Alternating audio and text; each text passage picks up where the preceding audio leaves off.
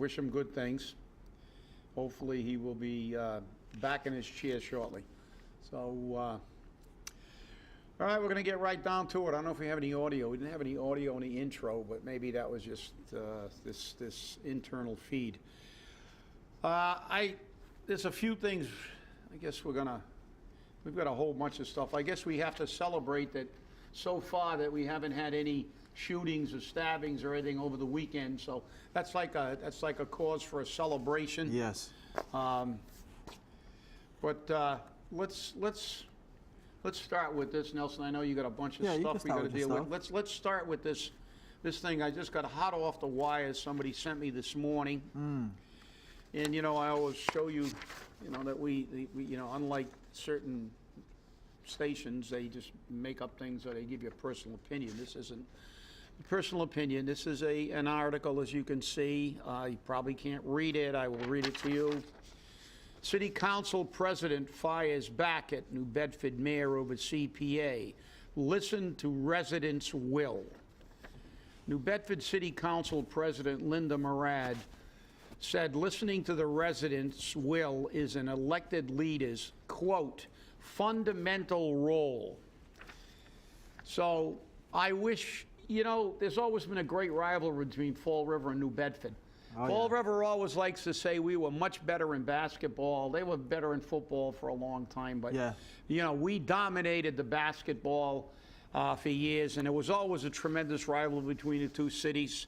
Sometimes it got a little frisky, sometimes it didn't, but we always wanted to say we were, Fall River was #1 between those two, in a good way. Very good way. And I don't know lately, I look down the road to New Bedford and I see their mayor with a comprehensive plan for affordable housing. I see their police force recruiting people and being up to basically full strength. And now their city council. Isn't it refreshing to have a council that actually acts as a separate body and tries to help the people, not just not go directly to the 6th floor to get their opinion, because they don't realize they're there to represent us. But That's apparently, right. The president of the New Bedford City Council, Linda Murad, said that listening to the people is their fundamental role. And there's some pretty good, interesting things in this article. It said when they did vote on that CPA, it was a very close vote. It was 49% to 41%, with 10% leaving it blank. And you know, we've talked about the CPA often, and we did have some call and talked about why they haven't used it in affordable housing. But as I said, I've been on record since the beginning of the CPA. Just like the charter, just like many things, it was sold. We were sold a bill of goods. They told the people this is going to be about historic properties in the Highlands and things like that. But you know what? I thought it was funny that it says what projects are being funded through this CPA, and the first one is affordable housing, which is good. But I think they have a legitimate reason. They don't just want to piecemeal it. They were looking for a major investment. Yep. But then you look at this stuff, you know, Capitol Theater, a feasibility ability study for the Howland House, historic tea kettle restoration. You know, there's a whole lot of stuff here that's got nothing to do with historic preservation and a lot to do with who's connected, even in New Bedford. But, you know, the reality is that it's time to take this tax away from the people. Because, look, whether it's good, bad, or indifferent, the taxpayers of the city of Fall River are getting murdered. And we should not have a tax for us to fund things that we don't agree with. Yeah. I don't want to buy air conditioners for a private entity, or put a roof on an armory that are now going to sell twice. They're going to sell to somebody else to build market rate housing. I will donate to historic preservation of my choice. We should not be having an assessment for every single resident in this city who pays taxes for something that we have virtually no control over. Let us choose. If it's something that's got to do with the city, like there was a whole bunch of things here done for a cemetery. Yeah. So, okay, let us choose that, and let's relieve the burden. But I think that's a good opening of the fact that how it's amazing that New Bedford, the place we used to always say we're better than New Bedford, we're better than New Bedford. They've got a mayor, and granted, the mayor wants to keep that Preservation Act, which I think most mayors do because there's a lot of political machinations that go on. They can funnel money over to their pals. Yep. But at least he's got a leadership role. He's leading in affordable housing. He's doing stuff. But it's nice to see a city council that you don't refer to as a council, because their president is taking on the mayor. Yep. And saying, listen to the people. It's our fundamental role to listen to the will of the people. Let's let the people decide. And speaking to... Now it's yours. Speaking to, you said the magic word, leadership. And that's is so critical with today, is that leadership matters. Going in front of the camera and laying out a comprehensive plan, that's leadership. It's not, well, coming up with excuses, oh, I gave it to Catholic Social Services, delegating responsibilities when you're supposed to take control of an issue. That's what the job calls for. Yeah. And it was very refreshing to see him and his team behind him and talking to the folks about what they're doing to curb a problem that's, it is a problem, but it's not only that. They have a plan for their own development plan of over 100 units, bringing developers that specialize in affordable housing. It's just, it's pretty remarkable. They're not going to let it stay in the hands of the market developers to put their minimum in so we can get 3 or 4 units here and 3 or 4 units there. No, as you said, leadership. And I gave it to Catholic Social Services. That's Paul's favorite line. Yeah. I gave it to this guy. It's that guy. You ought to, you're not the vice principal anymore, Paul. You're the mayor of the city of Fall River. You have shown zero, nada, leadership in any phase of anything the city of Fall River has done. You have shown no leadership. No leadership in fixing the police department. You appointed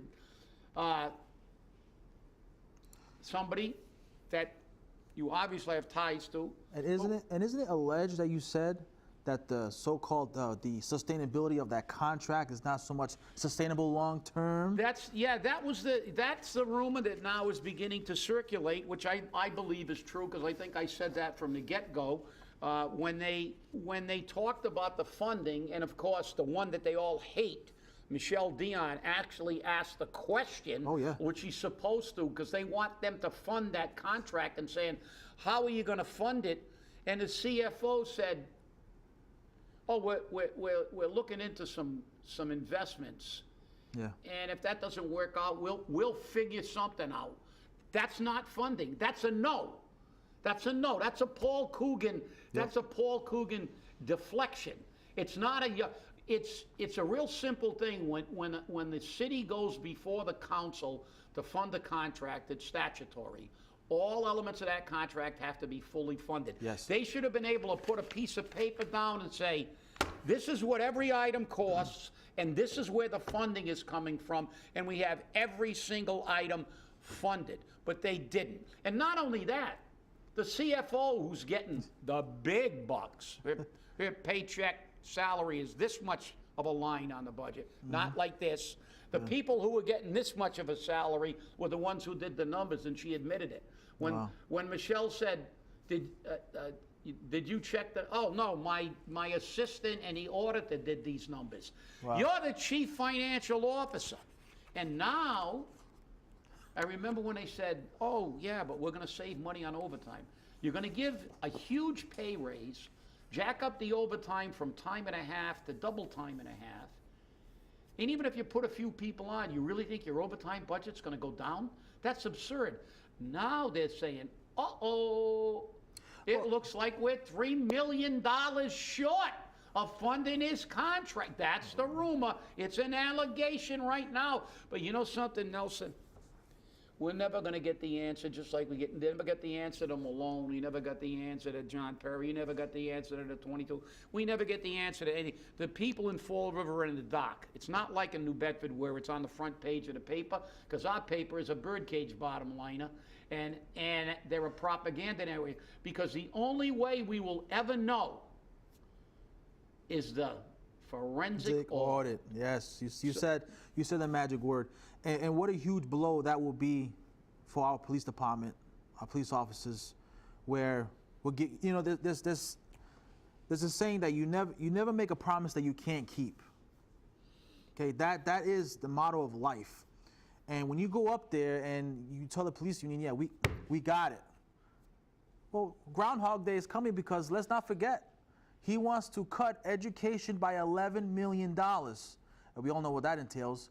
He just needs to do it simply because he needs money. I have never seen someone literally try to beg the state to change a law that is not a requirement of net school spending just for needing money. And as a result, our kids are going to suffer.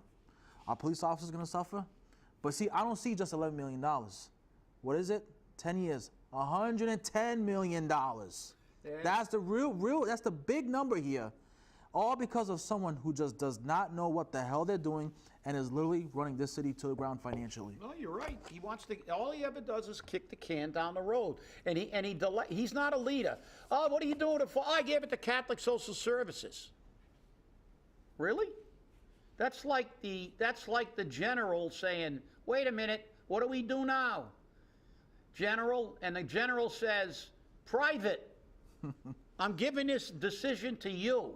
No, you can't give it to Catholic Social Services. You can't give it to the developers, market rate developers. You are the leader of this city. Well, I mean, I'm being semi-facetious when I call him a leader.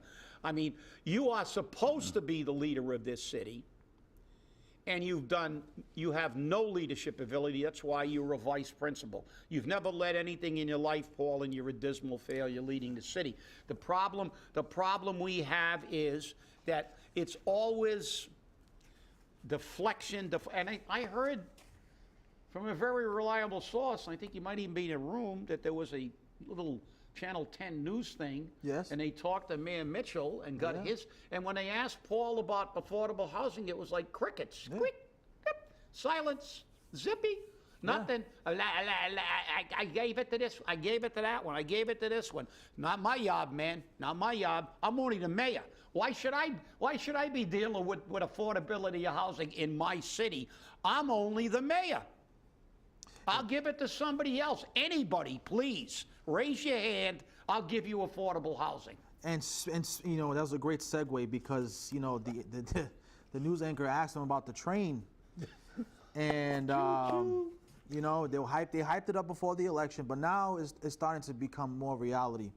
But something came down from Commonwealth Magazine. You know, I like Commonwealth Magazine. You want to know why? They really talk about all of the craziness that's going up in Boston. Yeah, they report accurately. Let me put this up. Oh, those are nice big ones. They can even read that one. Is scrapping of bus service a bad sign for South Coast Rail? Well, what bus service? What are you talking about, Nelson? We know that, what bus service that is. As of April 16th of this year, DATCO is suspending permanently the bus service from New Bedford to Boston. Why? Because of low ridership. Yeah, and how much did they have? And I know it was a low number, but they were promising 4,000 riders to keep this service, and they can't get 400. Nope. Yeah, it's so again, you know, remember, we have something to add to one of the greatest promises never kept, like the checks in the mail. This thing is going to save Fall River. We're not even gonna, we may not, within a year or two, if we ever get service within a year or two, it's gonna probably be severely limited or gone completely because they got a new director. They've got a new leader at MBTA, and who knows what he's gonna do to balance the budget. He may suspend all these branch lines before they even start. And then, here it says, the last time state officials estimated how many passengers might ride South Coast Rail was in 2017, pre-pandemic. Yep. And then it said even then the numbers weren't that great. 4,420 daily riders. See, I got a good number, but I still remember. Yeah, so so they're not meeting demand. DATCO is not meaning that passengers. I think it's about 30 to 40 people ride it daily, and that's not cutting it. So they're not even waiting until the train gets here. They're suspending it now. But I want to remind the city of an absolute failure, fiscal year 26. Let's show the readers this. Let me put this number over here. See this number? This is the debt that the NBTA is going to be faced with in year 2026. And that's over $500 million. And let's not forget. 542. So, and I think that's a fairly conservative estimate. It is conservative. And then that doesn't include, now Channel 5 is the source for this. Oh, what's Channel 5? No, they're only a Boston station. That number doesn't even include the capital projects here. The backlog. Outlays, yep. And lastly, this is it right here, towards the Max Taxpayers Foundation. Wait a minute. So hold that up to the camera again. See that 25 and 12 and 13? That's not millions. That says billions. Billions. 25 billion, 12 billion, 13 billion gap. Oh yeah, and they're gonna run that line, baby, down to Fall River to have 40 passengers on the thing between it. Do you really believe that between here and that spur, we've got 4,000 people who are going to ride that thing daily to Boston? These people are absolutely nuts. It's not there. All they wanted to do was take over the waterfront. That's all it was. All it was a big land grab. The cabal wanted all that land, and we're going to spend another $700 million down there on the massage benches and the tanning lights for them. And right next to Battleship Cove, a new market rate housing development is coming up.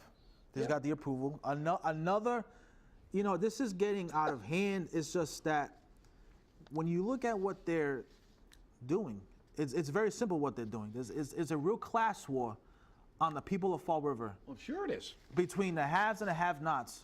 Just 2 years ago, now the rents have doubled. Or the connected and the unconnected.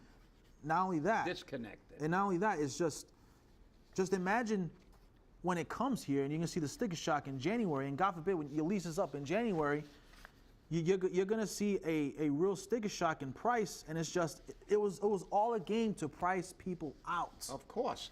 And where are they going to go? And we're not going to get the people. Yeah. But a quick segue. Yes. Because we've got, although we're doing pretty good today, to show you the difference. It was another, it's an allegation because I wasn't there, and I don't want Paulie Pockets to say, Yep. yeah, I never, he's going to deny it.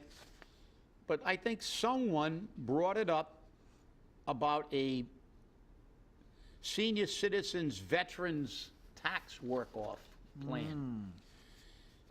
You can't read it. It came out kind of small, but I'll read it fundamentally. This is in the town of Ware, okay?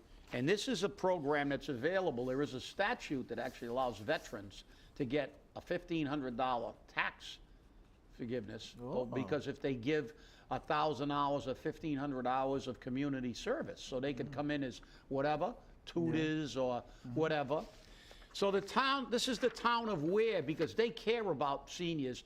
But I heard Paul had no interest in this at all. Didn't he want to talk about it? Because as you said, you see, you put on your detective hat because you talked about how were so flush, but all of a sudden they need money so much. They're not saying that. Oh yeah, he's not saying flush anymore. No. But you notice now he wants the 11 million from the school department, and he's over there at the retirement board trying to fudge. Oh, can we push it back a little bit? Can we lower how much we got to pay? That's how we got into this mess. It's not going to happen. So, the town of Ware, senior citizens / veterans tax work-off program. The Senior Citizens Veterans Tax Work-Off Program was approved on May 14th, 2018 as Article 15 and Article 16 at the annual town meeting by accepting provisions of Massachusetts General Law, Chapter 59, Sections 5K and Senior Citizen and 5N Veteran with an effective date of July 1st. This program allows senior citizens to volunteer for the town of Ware for a tax reduction up to $1,500. Veterans may volunteer for the town of Ware in exchange for a tax reduction of up to $1,000. Program regulations. You know, then they got the whole set of regulations, new participants, they have all the forms you got to fill out. But you know something? If you're still healthy enough to do something, they can give you a break because you served your country and you're old and you don't make a lot of money. But Paul doesn't care. That's why they didn't let us speak at the council meeting. All of a sudden, it was crickets. Joe Camara knew I was going to speak, and he went, "Don't let him come up. Nobody ask anything. Just vote him in." And then they'll hammer him on the radio station saying, "Oh, nobody even asked a question about the retirees getting a pay raise." That was, by the way. And I was there. And that's right. And by the way, so was I, waiting to speak. And that was a $20 a month increase. So sue again. Mischaracterization, just like Laura was called out at the last meeting for mischaracterizing something. That increase was, they put it in a percentage, it's peanuts. It's on a $12,000 base. It was $5 a week to the retirees who got a maximum of $360. So this year they're going to get a big $600. So they're going to make like $2 a day more. So, you know, they didn't want us to speak because they didn't want to hear the fact that the people you don't want to give a break to, 318 are living on a $12,000 pension. $12,000. And that's you're losing $10,000 to inflation. So you do the math.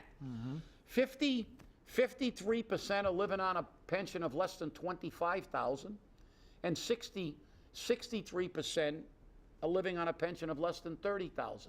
So the majority of retirees in this city are living on less than $30,000 a year after working their whole lives, and that's before taxes. But did they care? Does our council care? No, they didn't want to hear it because they didn't want to hear the real numbers. Because you know what they tell our poor, working poor, a moderate income, and our retirees? They go, "I got a finger for you, but you know which one it is." And let's not forget, we have a representative who called my speech a stump speech, somebody who was not a politician. Yes. And let's not forget, you know, he talked about knocking on doors, Mr. Auchincloss. Yeah, I'm talking to you. Okay? Don't think I forgot. See, it's very easy to knock on doors that average $1 million. It's very easy to do that. But you represent a community where the average house is not averaging, you know, $1 million, and you have these property taxes going up. You know, the renters are getting squeezed. You know, so it's very easy to knock on doors where people, quite frankly, don't have to worry about that. But here in Fall River, it's different, and it was just shocking to see him call my segment, my speech, a stump speech. I mean, and look, I'll just say this. You know, when it comes to Durfee or anything else, you know, it's like in my gut, I don't feel like we're being told the truth, and I truly believe very soon it will be with documentation. By the way, Paul Coogan will be shown to be a liar and a thief, because you know what? Some may call it de facto, but with actual documentation, it's not de facto. Because again, there is no red line that would stop him from reaching into the pockets. I gotta play on words for that one. It will be proven. It's not de facto, it's de blanco. Yeah.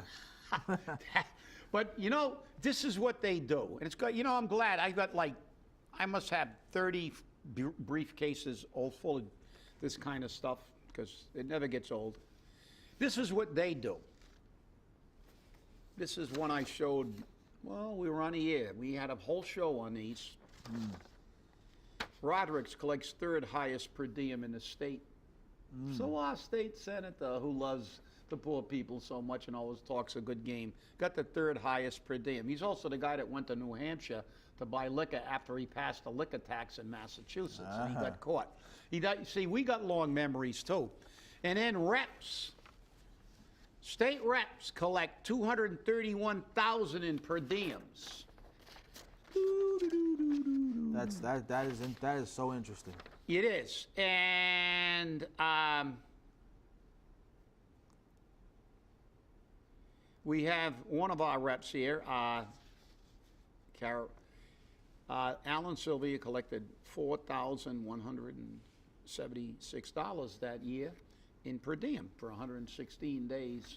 You know, speaking of Mr. Sylvia too, at the Auchincloss event, yes, he was going to say affordable housing, but he stopped himself and he said affordable homes.